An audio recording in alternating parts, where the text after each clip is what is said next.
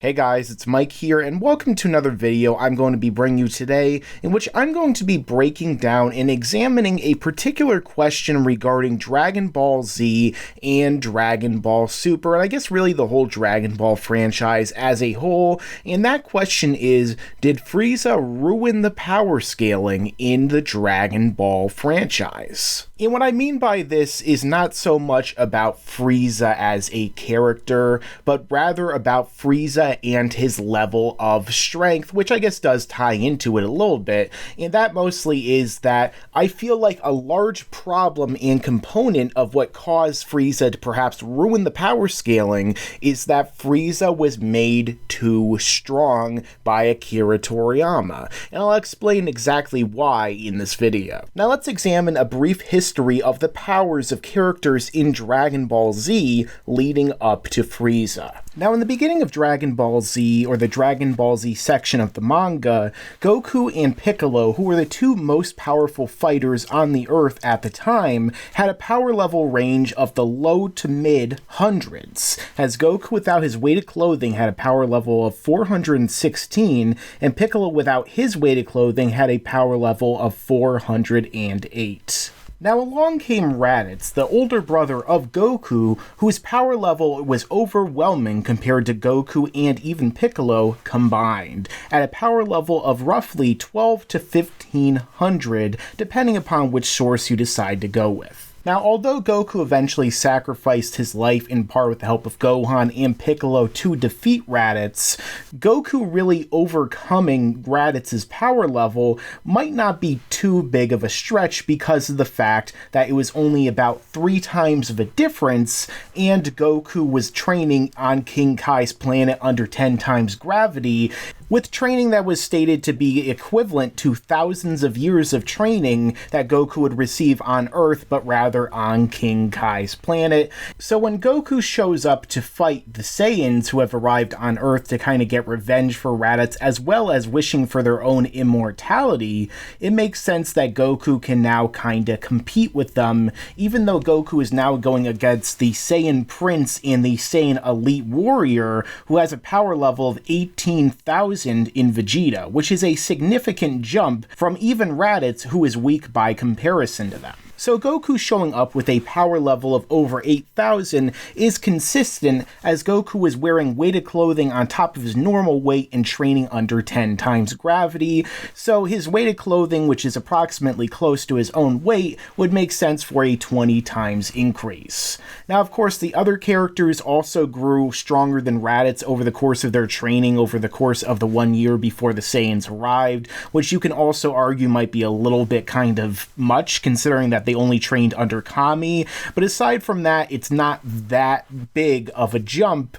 since they were still kind of low power levels and low power comparatively to like Dragon Ball Z villains at the time. But Goku, even with a 20 times boost in power and with the Kaioken, is still essentially defeated in battle by Vegeta, who powers up with his Ozaru form to be a maximum power level of 180,000, which is a gigantic leap in power based upon how strong every other character was before this, and really it made him over 100 times stronger than Raditz, the previous villain of Dragon Ball Z. But at least in this case, Vegeta was using a form which was already pre-established in the series and was explained to be a 10 times increase of his base power. Now, even though this is already a really big jump between the two different arcs and the overall top maximum powers of these villains, the difference between this jump and the jump to Frieza is still significantly higher, as Frieza in his weakest form, as we come to find out,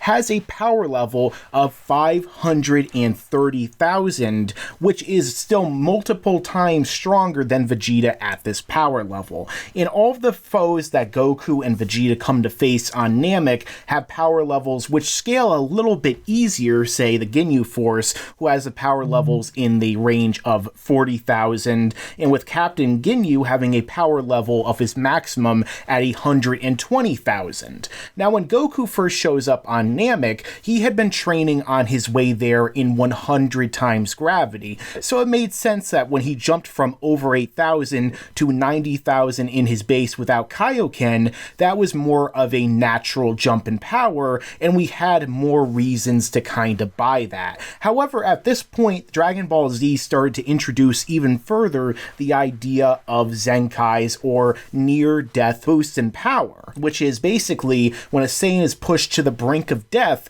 when they come back and they heal, they grow even stronger. However, at this point, these Zenkai started to be a little bit inconsistent to what's actually going on in the show. For instance, Vegeta got a Zenkai after he fought Goku on Earth, and his power level became 24,000, which was a jump of approximately 33% from his maximum of 18,000, or an additional 6,000 power levels, which essentially scaled up to what Goku was at his Kaioken times 3. However, come the fight with Captain Ginyu and onward is where the power scaling really kind of starts to fall apart. For instance, after Vegeta is brutally beaten down by Recoome, when he powers up with his next Zenkai, he can suddenly go toe-to-toe with Frieza in his weakest, most constrained form, and then we discover that Frieza can power up with additional transformations which are restraining his overall maximum power. So in Frieza's second form, the taller one that looks more like King Cold, he can have a power level of over 1 million, which is basically like a double of his 530,000. And then Frieza has a power level, we would assume, of perhaps double what that was in his third form, so 2 to maybe 3 million, because he was able to pretty much easily beat down Piccolo, who was able to hold his own with second form Frieza after he had fused with Nail. And Piccolo's boost itself was a rather kind of ridiculous boost, as Piccolo wasn't really on King Kai's planet for too long, and then when he shows up, he has a power level which is very impressive to Nail, who had already fought Frieza in his weakest form, and had felt a lot of the battles that had already been going on at that point in time, and then when he fuses with Nail, he's suddenly more powerful than Vegeta, Gohan, and Krillin, and even Goku when he shows up on Namek by a significant margin. And then when Vegeta finally gets his own Zenkai and Frieza goes into his final form, despite the fact that Vegeta's power at that point is now even significantly above what Piccolo's was, Vegeta still can't do anything to Frieza, and then come the time that Goku steps out of that healing chamber and that healing tank, he suddenly is more powerful from a Zenkai, despite getting beaten down by Vegeta when Captain Ginyu was in his body, to where he's more powerful than Vegeta and Piccolo. However, he's still pretty much nothing compared to Frieza's final form. Now, Goku's power at this point went from his base form of 90,000, or his Kaioken times 2 of, say, 180,000, and jumped to a power level of 3 million in his base, and yet Goku can pile on the Kaioken times 10 and even the Kaioken times 20, and all he can really do is scratch Frieza at his 50% power in his own base form. Now let's look at it like this comparatively. Goku in his 3 million base at this point when he fights Frieza has jumped in power from the Saiyan arc, which had taken place just about a month ago prior in the series, by nearly 400 times. Whereas Frieza, however, still had a power level of 120 million at his 100% form, which was approximately 40 times more powerful than Goku's base form. So again, comparing to a previous villain, the main villain of the previous arc in Vegeta, Frieza is approximately 6,666 times more powerful in his maximum form and his maximum power than Vegeta was when he fought Goku on Earth just a month prior. And Vegeta, even at his most powerful in his Ozaru form of 180,000 power level, is still not even equal to 1% of Frieza's maximum power, nor is Captain Ginyu, who is arguably the second most powerful member of Frieza's entire organization, not counting his father or non-canon characters, and he wasn't even 1% of Frieza's power either, and even he gave Goku and Vegeta in the same day pretty much a lot of problems. In fact, Frieza was such a difficult opponent to beat and was so powerful that Goku had to be given a new transformation, the Super Saiyan transformation, which amplifies his base form by 50 times just so he could overcome Frieza.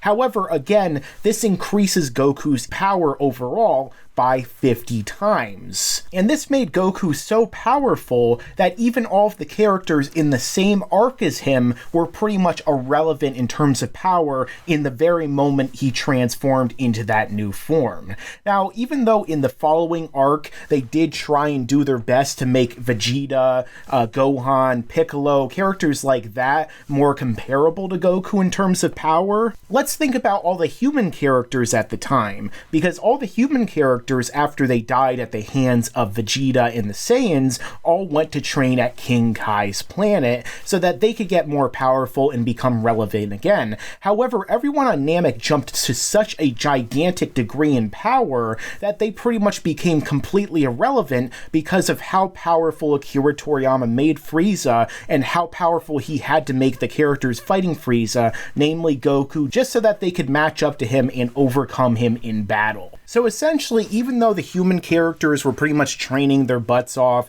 and really trying to be able to match up to Goku, and even though at the end of Dragon Ball and at the beginning of Dragon Ball Z, they were still somewhat within his kind of range and somewhat within his general scope, at the end of the Frieza arc, they were all completely nothing by comparison. Even Krillin, pretty much at the time, who had been fighting alongside Goku and Gohan and everyone on Namek, and who had gotten his own big boost through his power being unlocked by Guru on Namek, still was unable to do anything by comparison. So essentially, I feel like Akira Toriyama just made Frieza far too powerful in that arc because of the fact that he kept having these new transformations and power-ups to try and make him seem more of a significant threat, to where everyone pretty much became totally irrelevant by contrast. And then come Battle of Gods and come Dragon Ball Super, considering Goku in his base form is still said to be weaker than Frieza's full maximum power,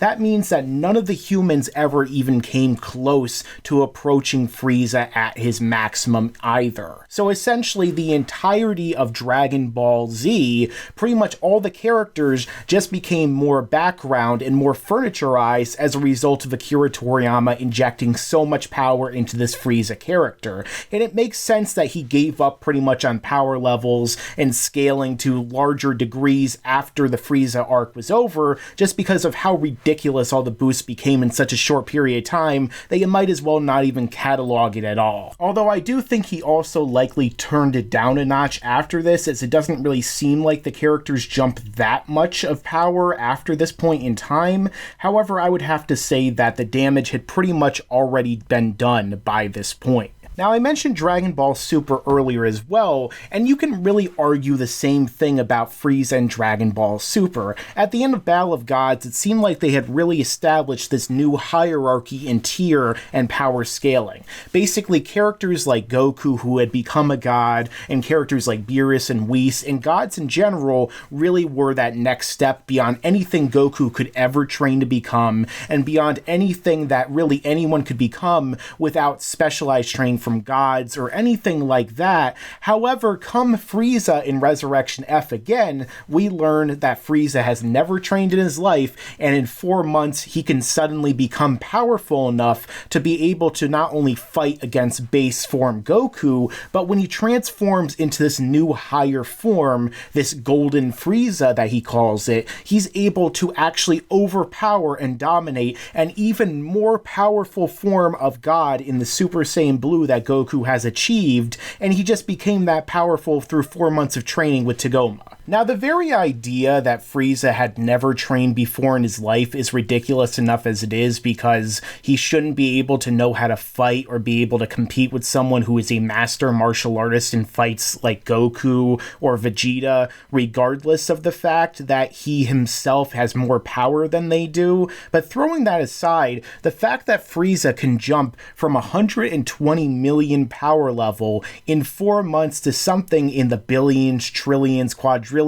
whatever it happens to be, and actually overpower characters that are basically gods at this point in Goku, despite the fact that in the previous movie they had pretty much set up that all these things in the past are kind of going away and they have this new form of scaling, again seem to have kind of ruined the scaling in Dragon Ball Super and kind of ruined the significance and importance of these characters becoming gods in the first place, to the point to where fans started to concoct theories to where they actually thought Super Saiyan Blue was weaker than Red, in large part because of the fact that Goku couldn't even beat Frieza, who had trained for 4 months. So again, considering all that Frieza accomplished in such a very short period of time, you can really argue that again in Dragon Ball Super, he kind of set in motion throwing to the wayside power scaling that had just come in, kind of like the beginning of Dragon Ball Z, to where they seemed to be building it up again, trying to pre-establish it to where it made a lot more sense and could be a lot easier for us fans and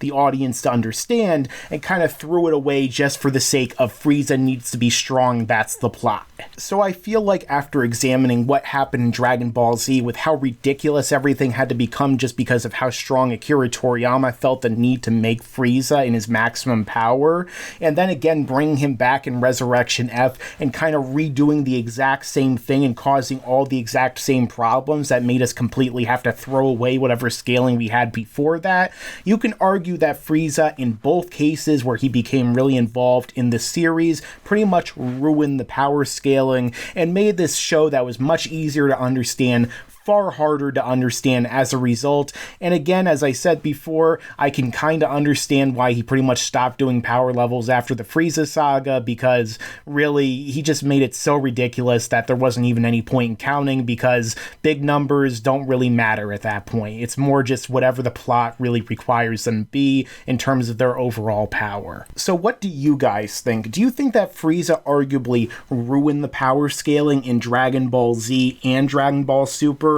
and really the Dragon Ball franchise as a whole? Do you think it was a cool idea for him to be so powerful that they had to make everyone so ridiculously powerful and introduce more and more transformations as it went along? Or do you think it would have just been better had Frieza had been weaker and it was just, you know, him being a power level of like 1 million or something like that in his maximum power, but even that would still be a gigantic leap from the previous villains before that? Let me know your own thoughts down below in the comments section, and if you like this video, make sure to drop a like on it, because it really does help to support this video and this channel and for this content to reach out to other people who can enjoy it as well. And if you want to see more videos like this, hit that subscribe button and enable notifications so you can see all my videos right away, right when they come out in the future. And as I always say, stick around, because there is a lot more to come in the future. And you better subscribe!